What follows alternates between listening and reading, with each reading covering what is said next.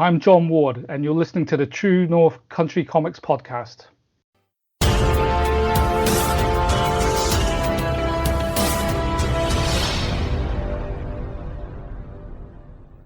Welcome to the True North Country Comics podcast, dedicated to promote Canadian comic book creators and supporters. It's February 5th, 2021. I'm John Swinimer. If you want to drop me a line, you can contact me at john@truenorthcountrycomics.com. On this episode, I chat with John Ward about Acasual. The podcast is available on Apple Podcasts and Google Podcasts, and it's also available on the True North Country Comics channel on YouTube. John is a writer of film, TV, comics, and prose, and he's a creator of the 49 Degrees North Writers Podcast. He also has a PhD in string theory and studied string theory in the early universe and gauge gravity duality. Kind of neat, eh?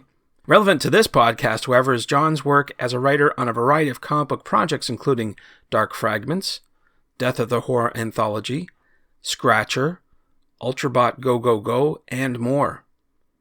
His current project and the subject of this interview is the first issue of his crime sci-fi comic Acasual, coming to Kickstarter on February 18th. So, without further ado, here's my chat with John Ward about Acasual. So, John Ward, thank you very much for taking time to chat with me. Thanks, John. It's great to be on the podcast. Well, looking through your bio, I noticed you have a PhD in string theory, which would be an entirely different podcast and certainly very fascinating to chat about. But for this particular discussion, we're going to focus on your comic book work, if that's all right. Sure. That would probably take another podcast and a lot more whiskey, I think, to kind of get. Yes. Yeah, but fascinating stuff. But nevertheless, we'll get started. What I normally do to start the conversation is ask creators about their first comic books. I wonder if you remember, what was the first comic book that you read? Yeah, the first book I read, I can't remember the exact number, but it was definitely Peter David's Run on the Hulk.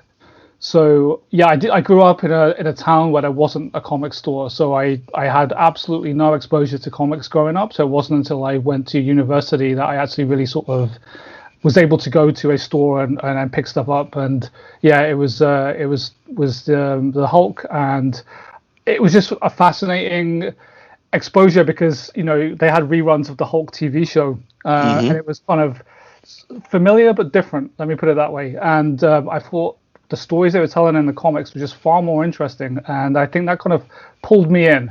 So I started reading that, and then I jumped onto like Daredevil and a bunch of other Marvel books, and just basically went from there. But yeah, it was the Hulk for me was the way in, and I think I still have a soft spot for the Hulk. I still like picking up a Hulk now and again. Not that often. I'm not as au fait with the Hulk as I'd like to be, but yeah, still one of my favorite characters. Sure. Peter David is a great influence. So I'm wondering who influences your work today?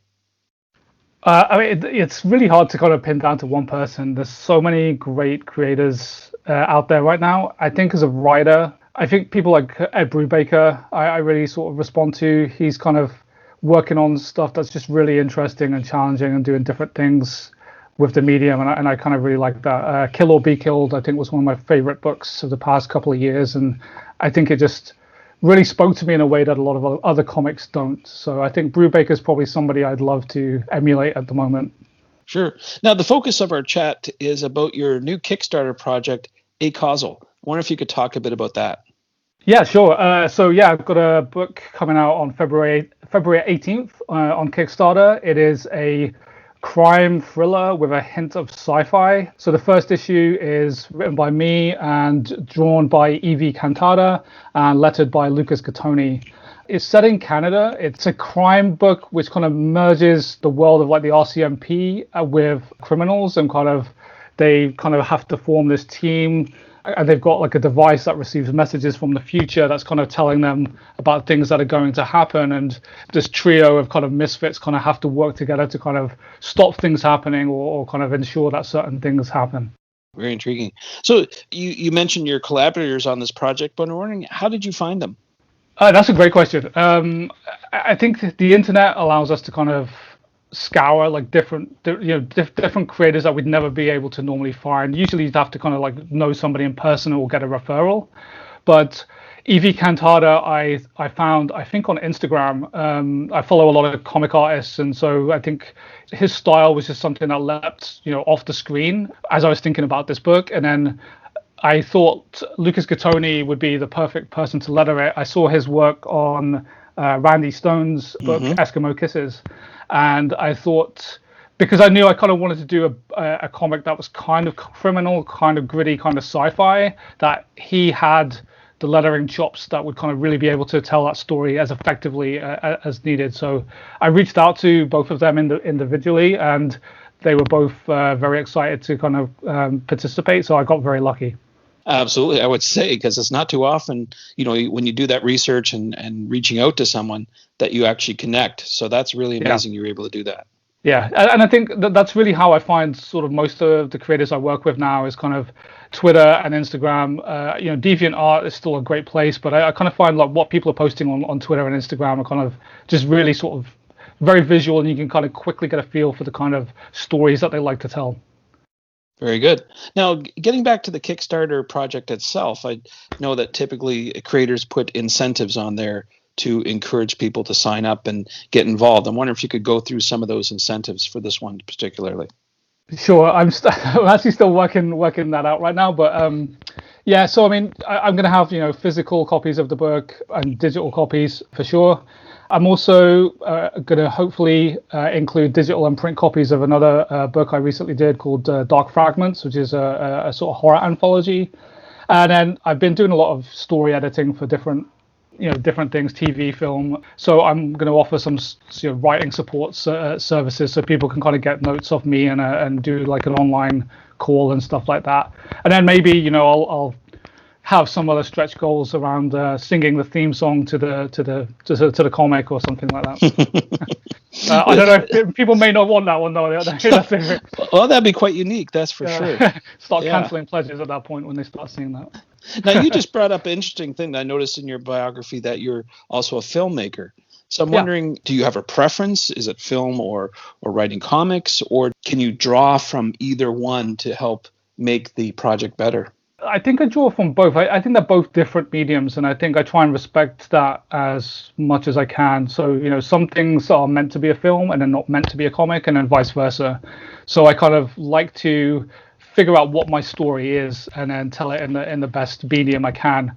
I like both of them because in some ways it's kind of very DIY. I can kind of go out and find people and make something and have a finished product, whether that's a film or a comic. In other mediums, it's kind of difficult. TV in particular, there's so many gatekeepers involved. There's so much money on the table. You can't really sort of make your own thing. I guess you can with a web series or something, but I just kind of like the fact of kind of coming up with an idea and then sort of executing it. And I find I can do that with films and comics. Although, I mean, to be fair, I'm probably more successful in comics than films. I mean, there's so many filmmakers out in the world who are doing much better stuff than I am, and I dabble in filmmaking. I guess I would say I'm certainly not proficient in any way, shape, or form. But getting back to the writing process, do you find that the writing layout or pacing is similar when you do a comic book and writing a script per se? In some ways, yes, because it's kind of, you're trying to think visually and kind of like always think about like what the image is, but they are a little bit different because, especially if I think about film, you have sound. And so you can create all kinds of emotions and do all kinds of different things just with music or sound effects. And in comics, you don't have that. You don't have sound to fall back on. You have, onomatopoeia, the way that you try and get emotions through to the reader is different than how you do it to a viewer in film. So although they're kind of like, they are similar in the way that you can paste them in similar ways, I guess, they are very different. And then the other thing that I'd say is that the one thing I've learned about writing comics is that obviously the transition between panels is where things kind of happen. In film, usually you have edits too, of course, but you see a lot more. Like you see people moving, you see people going from point A to point B, and in comics you don't see that.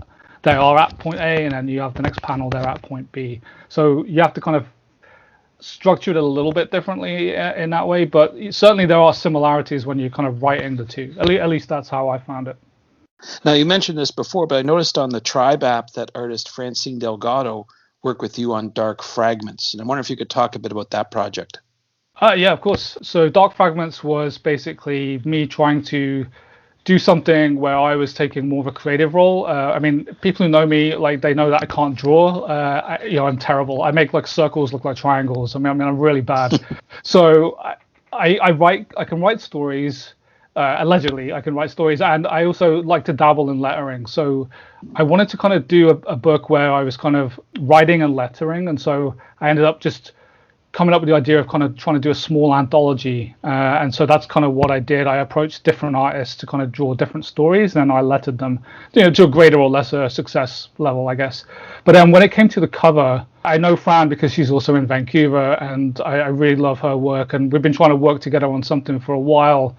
And I just felt that she could come up with a good cover that would kind of help sort of tonally kind of give a hint of what the book is. It's horror, but kind of like not really horror. Like, that's a very poor way of selling it to people, but it's not full on horror. It's more sort of twisted tales and with a spin on it. And so she came up with this great sort of concept for having like a monster who was kind of being, in the social media lens with everybody kind of like staring and taking photos and Instagram shots of this monster who was kind of horrified by people's reactions.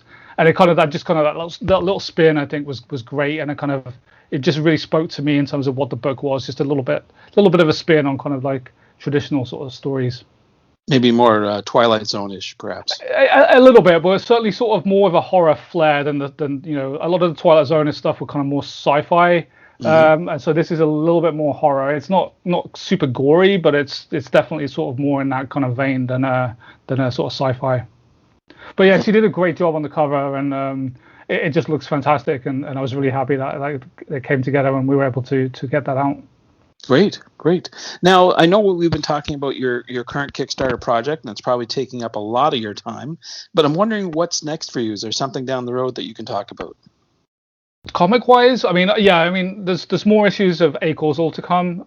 We also had a book out through Antarctic Press a couple of years ago called Scratcher, which was a 4-issue miniseries about tattoos that possess people, and that was by me and Juan Romero.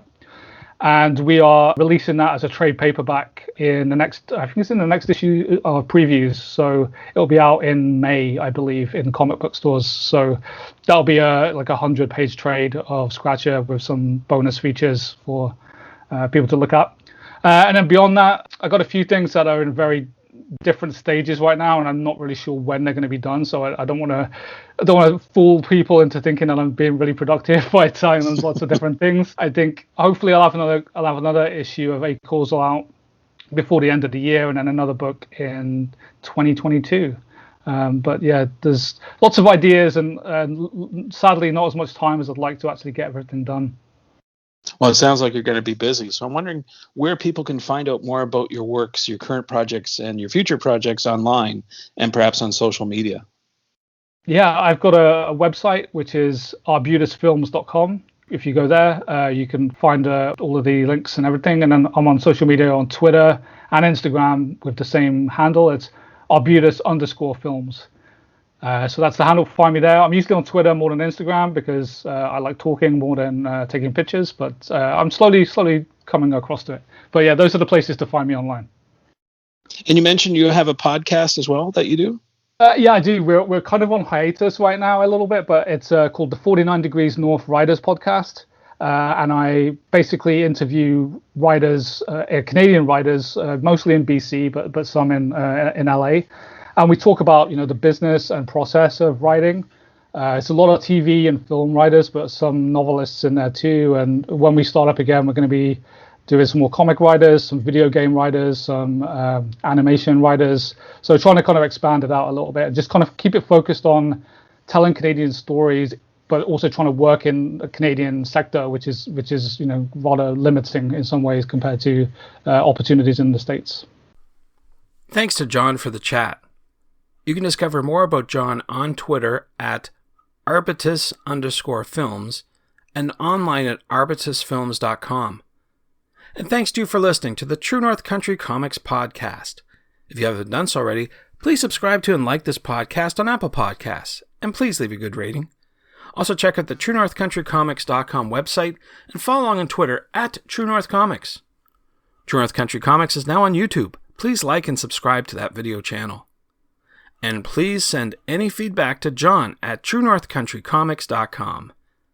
Thanks again for listening, and come back soon for another episode. Bye for now. True North Country Comics Podcast is copyright True North Country Comics, copyright 2021.